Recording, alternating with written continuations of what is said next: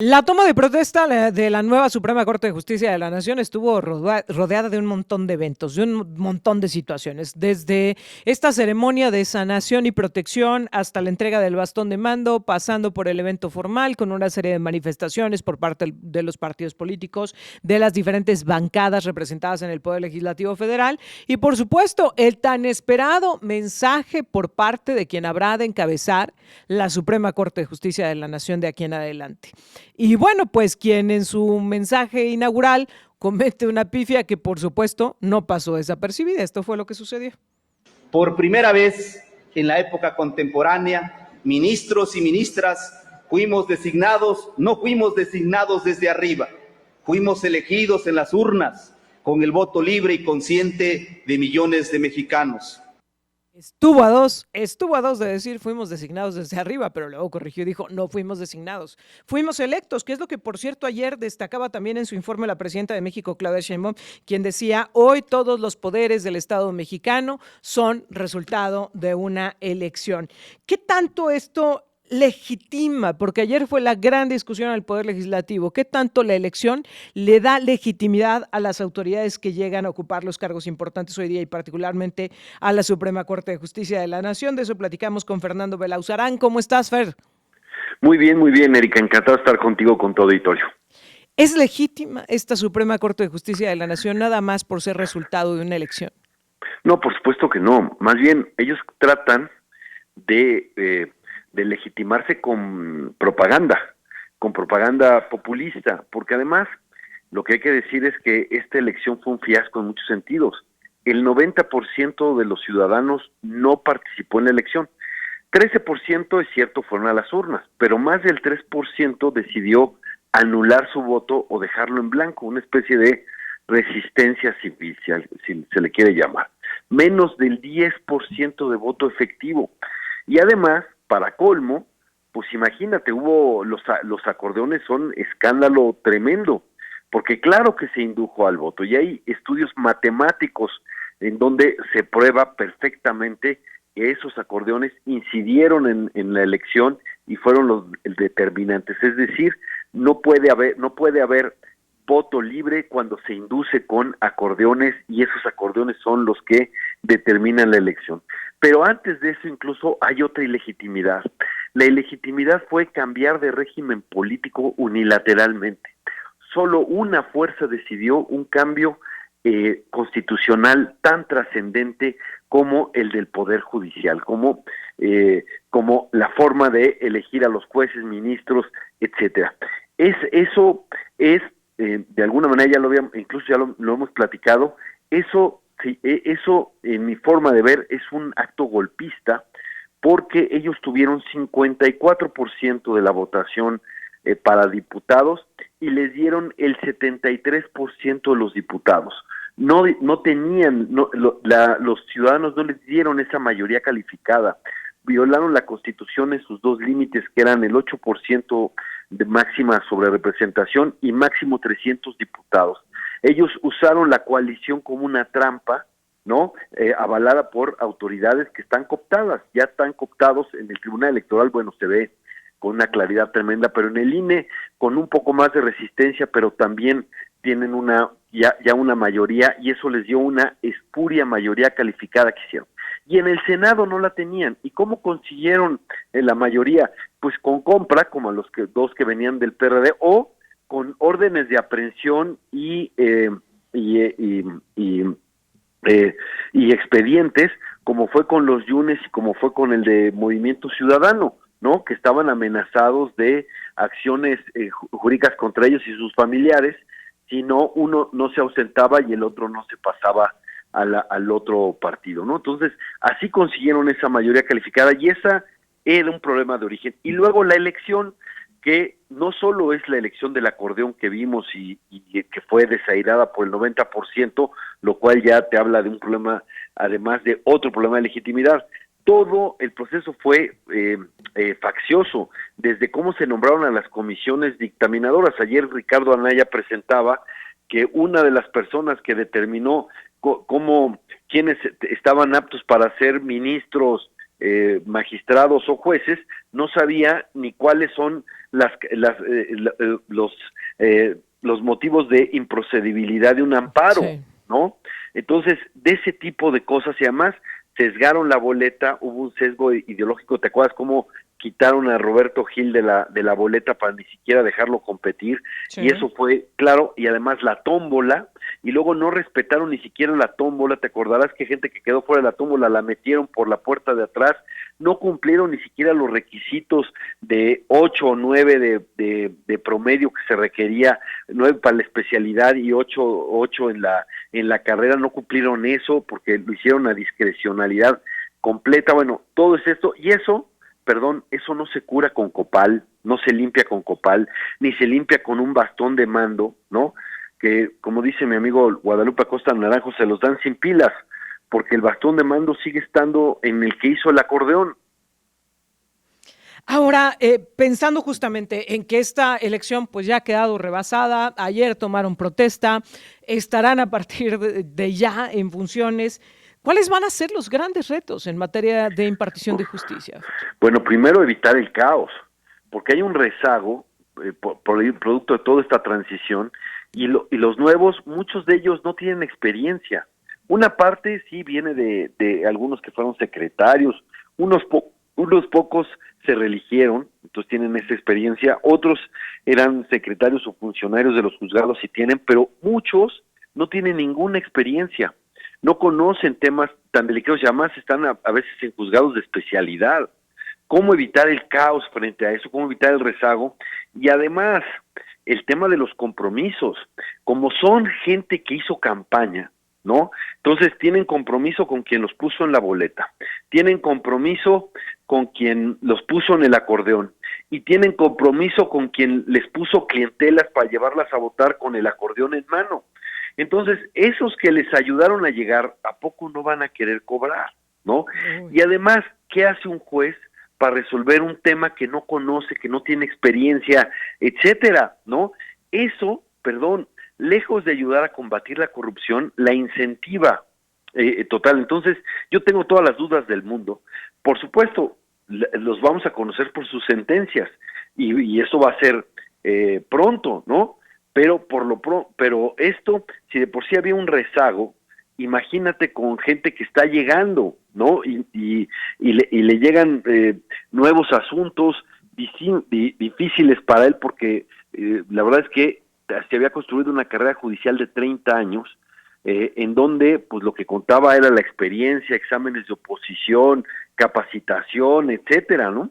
Y ahora pues no será así. Decía el expresidente que para ser juez no se necesitaba ciencia, ¿no? También que era algo sencillo, que cualquiera podría hacerlo. Pues la verdad es que eso, yo creo que la experiencia dice otra cosa, el sentido común dice otra cosa, pero bueno, lo vamos a ver. Y la verdad es que bueno, queda una mitad o menos de una mitad, porque unos se fueron, menos de una mitad que siguen siendo jueces de carrera judicial, pero se van a ir en 2027 si no cambia, porque si juntan la elección constitucional con la elección judicial, eso va a ser un caos anunciado. Tienen un problema ahí, ¿no? Claro. Pero se puede ir la mitad o menos de la mitad de gente que todavía tiene una experiencia. Y además está el comité de disciplina. En los asuntos que tengan que ver con el régimen que les interese, al régimen que el gobierno esté litigando, no va a haber manera de ganarle. Ya no hay manera de que un ciudadano pueda defenderse del abuso de poder frente a un gobierno que necesite algo, por una razón, porque el comité de disciplina no solo puede suspender a un juez, lo puede correr y lo puede meter a la cárcel, y la decisión del comité de disciplina es inatacable. Entonces, ese comité de disciplina, que son 5 personas totalmente vinculadas con el gobierno, van a cuidar eso. Entonces, en los asuntos que le interese al gobierno, no va a haber manera de ganarles. Ese es un asunto tremendo. Claro, el gobierno, por ejemplo, le dice a los empresarios extranjeros, no tienen de qué preocuparse, porque nosotros queremos y les vamos a ayudar a ustedes, y vamos a estar de su lado. ¿Y qué pasa si hay alguna controversia o cambian de opinión? Claro. están totalmente a expensas de eso. Ya no es la ley, no es la Constitución, es la voluntad del poder lo que está. Eso es lo que uno ve y se imagina. Tiene razón Ricardo Anaya cuando dice en el ejercicio, en sus sentencias los conoceremos, pero de entrada yo no les extendería un cheque en blanco o algo así. Claro que veremos sus sentencias y sobre ellas nos opinaremos, las analizaremos, etcétera. Pero de entrada se ve complicado, porque ¿quiénes tienen clientelas para llevar a votar? Porque ese 10%, pues obviamente el partido, el régimen, etcétera, pero también el crimen organizado tiene clientelas. ¿Y tú crees que no tenían ganas de tener a sus propios jueces, sobre todo a nivel local? En la parte federal, pues obviamente empezó el acordeón oficial, digamos, que son los 9 de la Suprema Corte de Justicia, los 5 del Comité de Disciplina Judicial y los 2 magistrados de la Sala Superior que se decidieron, ¿no? Son 16 cargos, esos totales, pero para abajo, claro que incidieron las clientelas de distintos, y el crimen tiene clientelas, tiene bases sociales, ya lo hemos visto, y eso de tener jueces, pues por supuesto que les genera atracción, y además Claro. son temas que los jueces no conocen, pues de qué lado se van a poner, ¿no?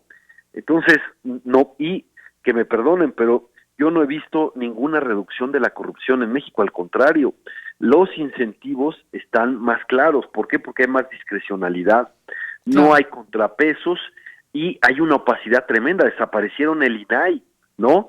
Y el único problema que no contaban es que pues no era solo acabar con la información pública.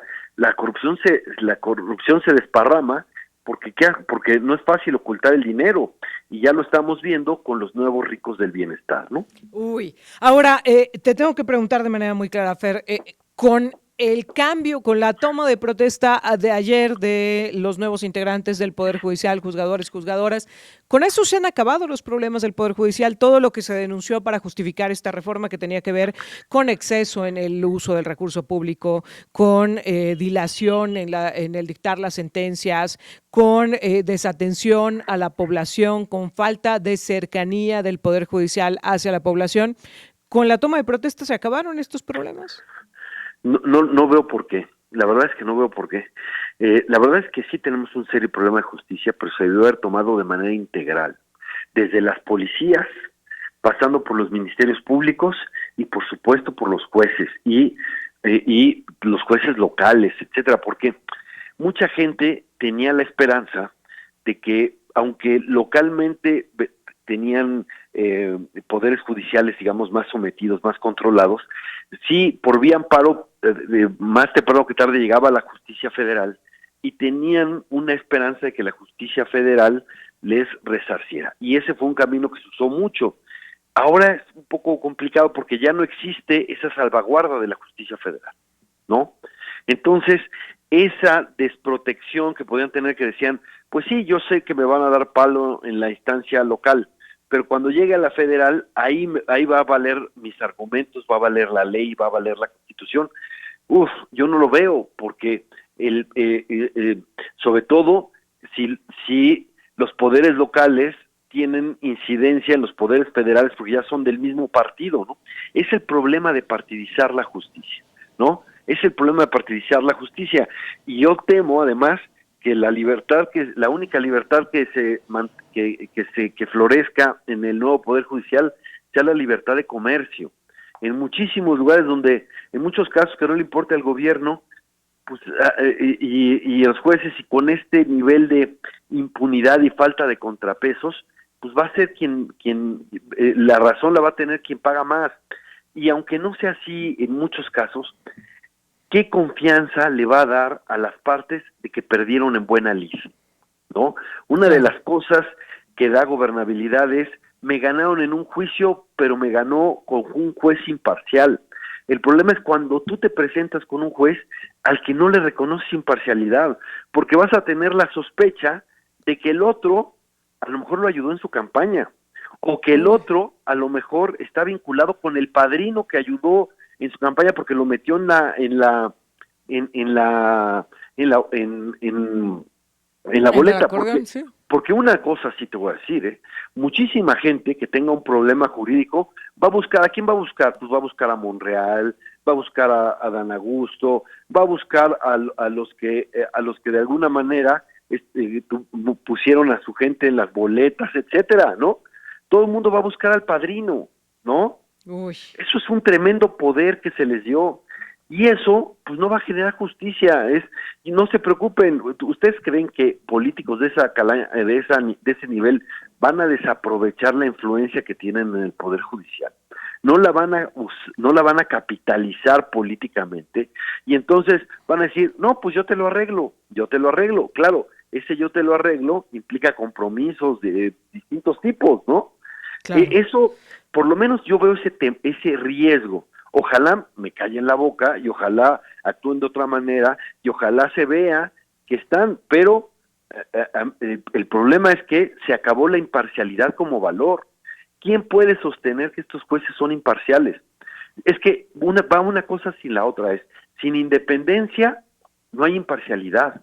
Uy. Y sin imparcialidad no puede haber justicia. Y ver, pues justamente lo que se ha tratado de vender es lo contrario, que ahora sí llegan siendo independientes y que ahora sí van a ser imparciales, pero bueno, pues tú ya nos has dado todos los argumentos para desconfiar. Fernando Belauzarán, te agradezco como siempre.